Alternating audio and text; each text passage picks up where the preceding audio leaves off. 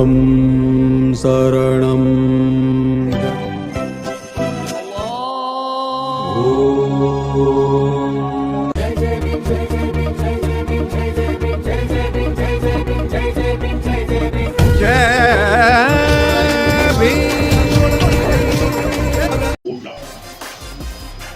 இந்த கூட்டத்துக்கு நீங்க வந்திருக்கீங்கன்னா நாளைக்கு பேச போற வரலாற்றுல அன்னைக்கு தொடங்கும் போது இந்த நிகழ்ச்சியில நான் கலந்துக்கிறேன் அப்படின்னு சொல்ல வேண்டிய கட்டாயம் வரலாற்றுக்கு நான் கலந்துக்கிறேன் கட்டாயம் உங்களுக்கு கிடைக்கும்.